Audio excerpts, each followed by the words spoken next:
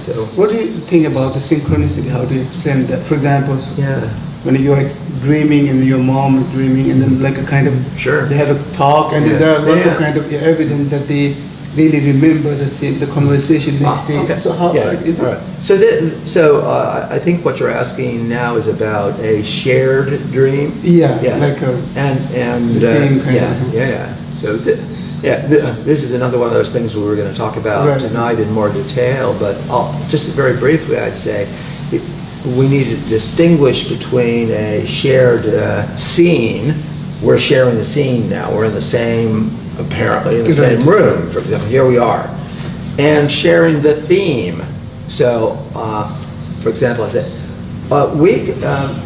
couldn't anyone in this scene just now imagine that we are going to fly to Tibet? Mm-hmm. Yeah, okay, let's do it, and let's meet up on K2, not in Tibet, but but K2 will do. There's our destination. So here we go. We're flying over there. I'm up above the mountains there. Hey, Karma, how did you get here? Oh, right, you flew here too, right? Mm-hmm. Okay, now that is an example of a shared theme, right? Mm-hmm. We're sharing an idea or a topic, right?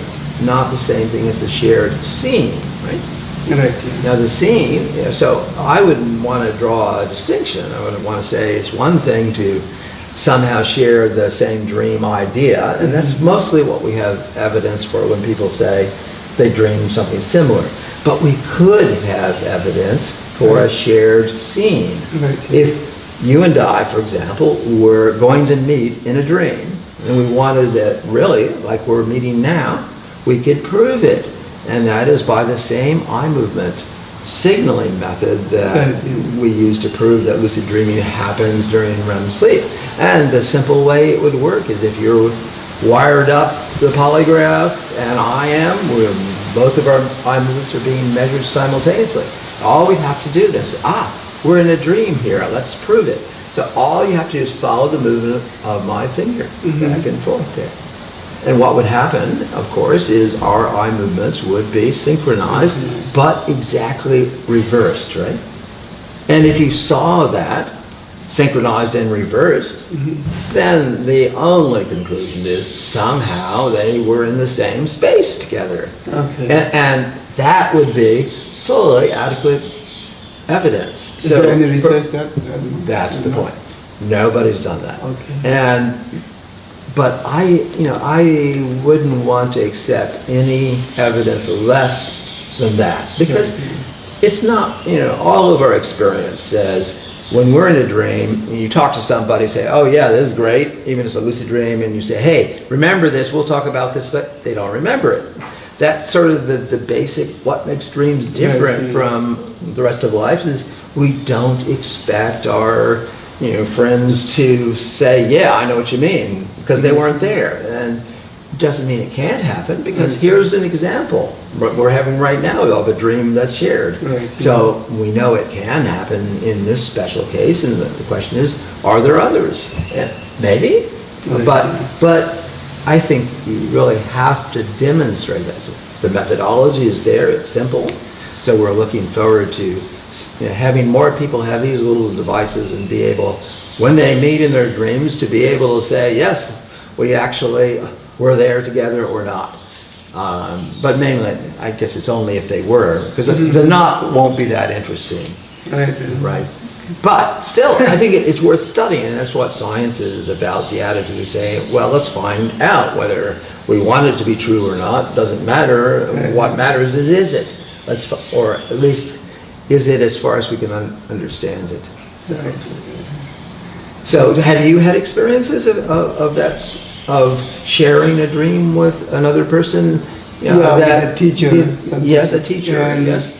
Yeah, in a dream, also kind of going to different realm, kind of.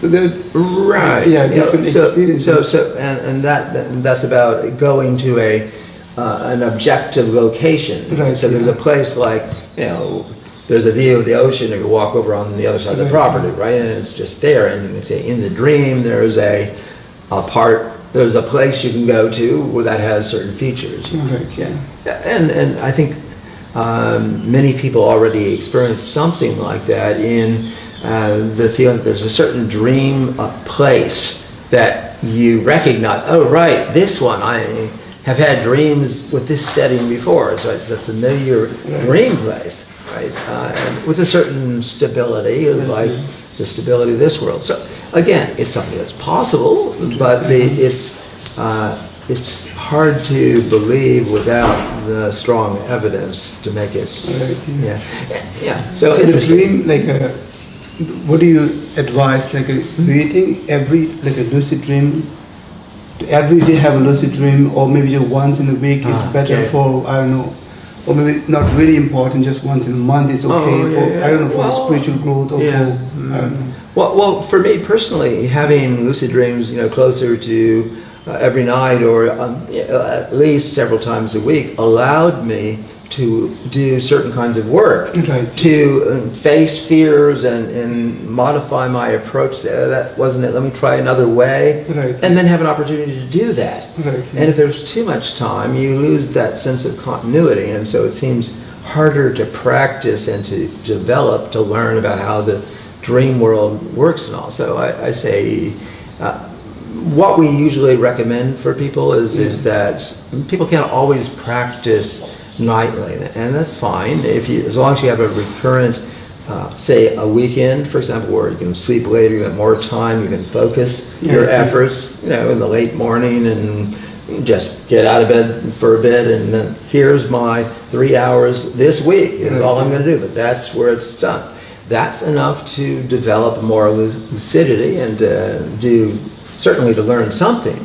I'm just saying that it depends on what work you're doing in there. And if it's one that sort of requires a continuity, that practice helps. But I wonder whether if you're doing something that's not so interactive with dream figures, it may not matter that much. Because say if you're just trying to learn how to make small, large, and mini one and so on, you can pick that up anywhere, try again, see different things. So I think it may be individual, but it has to depend on your situation or context. Well, do you have the time and the energy available to put into the night? Because unless you do, it's just another burden on you. There's more work to do, right? So regarding the lucid dream, because most of my students are kind of beginner into lucid dream, and so what do you think, what is the most important for prepare for lucid dream? For example, the dream journal is there, and also kind of what do you call the intention, making setting goal, or what do you call that? For example, REM periods it seems like appearing longer in the later night, and so they wake up in a kind of like after the 3 REM cycle. So if you have to put into order, like what do you think, what is the most important, and then like recall the dreams? I mean, if there were just one thing, it would be memory, because if you don't have adequate memory of what your dreams are like, if you haven't cultivated this special mental state of kind of meditative quietness, but focus on the contents of your mind when you wake up, then you really can't make progress. It just makes such a difference, just being able to do that. And then as your dream recall expands, it naturally expands not just after you woke up about that past experience, but you remember your dream while you're still in it, actually. So, and that lucidity, I think, happens naturally there if you take an interest in what happens, what dreams are like and what happens in them. And we were talking about that a few days ago, about how people can put a lot of focus on dreams without developing lucidity, but that's because of, I think, of the seeing dreams as telling you something about this, it gives you a message about your waking life. And that's not taking an interest in the dream itself. You see, it's say, what's this dream like, and how does it work, and what does it look like, and how do I feel in it? That then is something that lets you recognize when you're there. So there are certain kinds of focuses that help. But in practice, we don't really have to choose just one thing, but we do have to choose from techniques that may, let's see, undermine each other, and they're not compatible. And so I would say that the sort of technique that fits together and one should combine is setting your mind to remember to do something. So prospective memory, and the best way to achieve that, there's now a lot of scientific research on the topic of memory for intentions or prospective memory, and the idea is that you should have an implementation intention, and that's what MILD essentially is. It's a plan of how I'm going to become lucid, or in other words, put the plan of how you're going to remember to do the thing you want to remember. And it's going to be by recognition of the dream content as dream content. And so that part fits with cultivating memory and then cultivating memory for the future, or by the clear methods there are, and adding the bit of wakefulness, which doesn't have to be 30 minutes or more if all you're doing is mild. 30 minutes is probably a bit better than 10 for most people, but it's not required. You mean after the 3 cycle kind of? Yes, well, so the 3 cycles is just after that, the putting effort in is going to give you more, because you'll get higher likelihood of lucidity. So, but once you wake up from the 3rd dream, you say, okay, I memorized the dream, so I got the dream, so I could do mild as I go back to sleep. But I don't have to get out of bed. I can just do mild and go back to sleep right away, and that has certain benefits, especially for some kind of people. But if you just get out of bed for your 5 to 15 minutes, whatever it takes to feel I'm awake now, fully awake. And it's also, I think there's also a bit of the discipline. I'm getting out of bed. I really mean to do this. So I wouldn't, dismiss that part. Just that renunciation of sleep. I'm willing to do this. So, but once you've added just that bit of wakefulness with the mental preparation at the right time there, that I'd call one technique. And when I described mild in 1980, lucid dreaming as a learnable skill, it included that 10-minute wakefulness there, because it was something that I definitely applied when I felt I really wanted it to work as a simple enough feature you can add.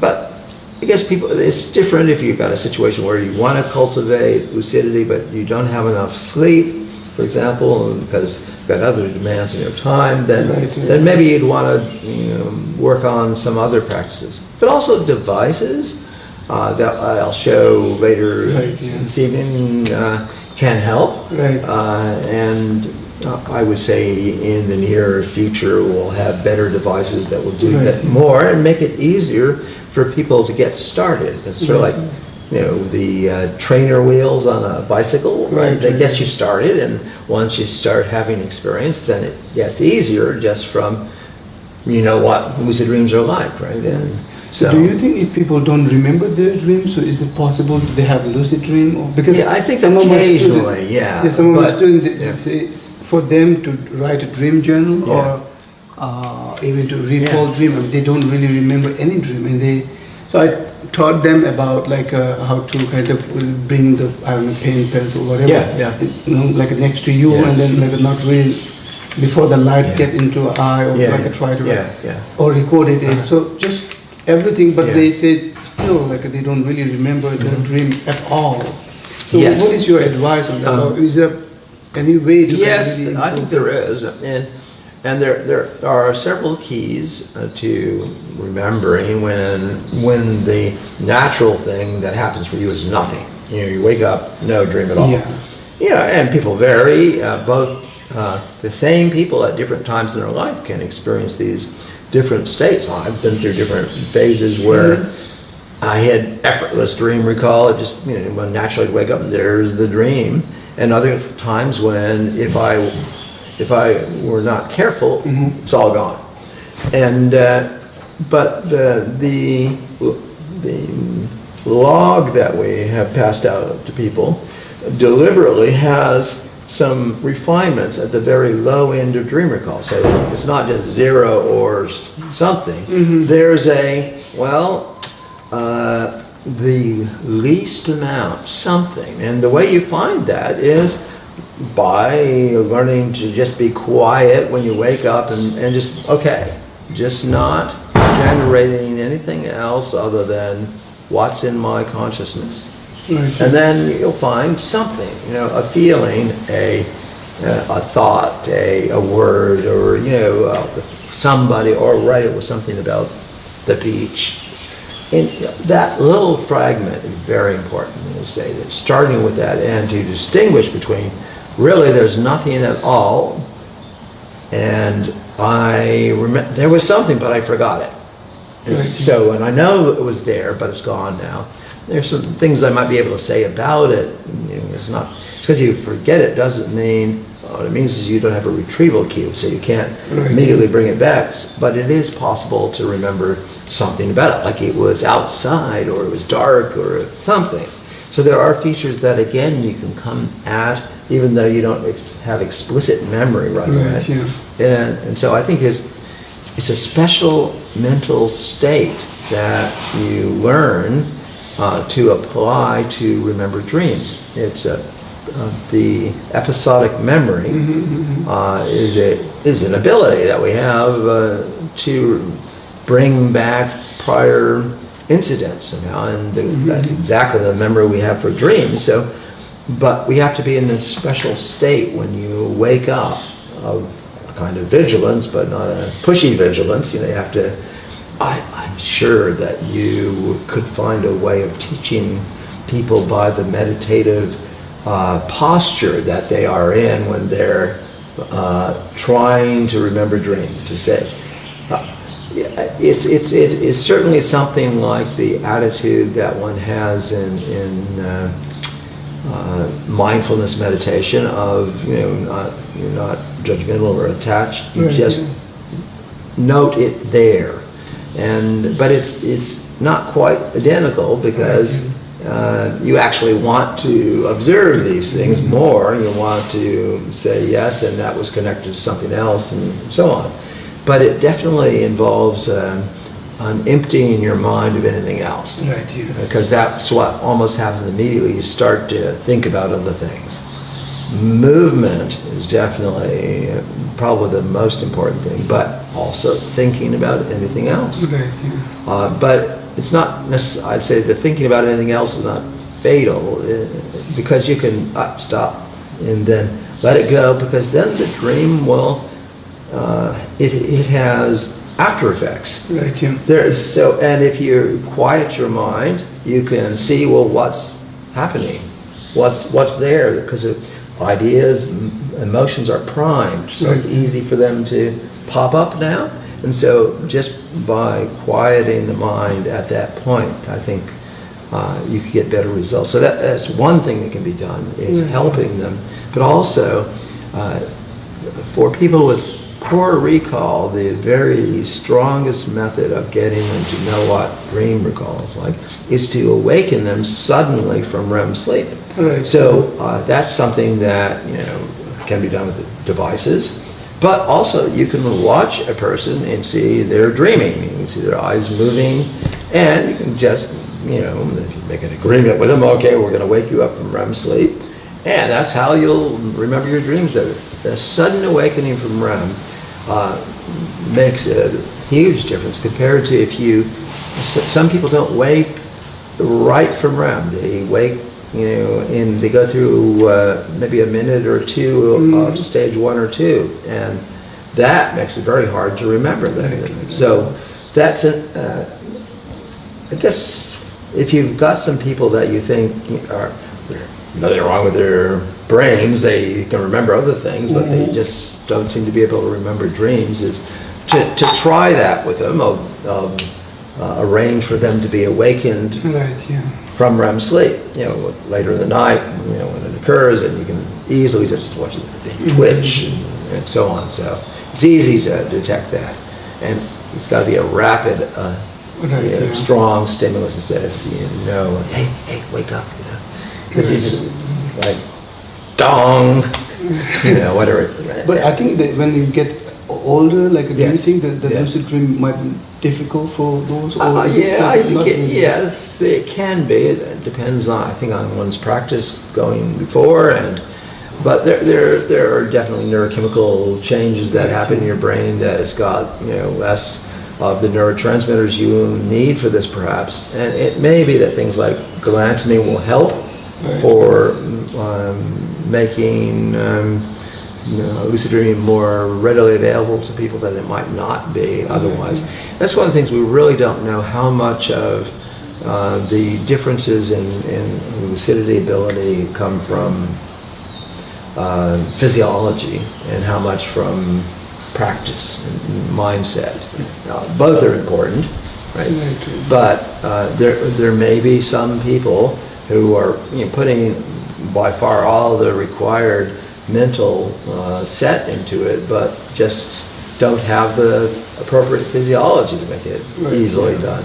I kind of doubt that's really true for most people. I think there are some extreme variations, but I think most people don't have the mental set, and that's why we're not usually lucid unless we are, is because we're not sleeping with the intention to do so. Right. We've got other intentions like, what a day, I'm just going to do nothing. Right.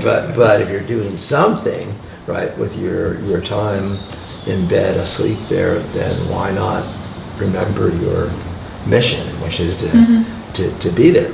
A lot of, in fact, almost entirely this last bit of the conversation is stuff that these folk will want to hear too. So, of course, we can show them that too. So, is there something else No, though, for now? that's good. Yeah, That's good. That's good. Yeah. Thank you. Yeah. So I'd like to hear more about your students and how you. That sounds like a fascinating research opportunity to.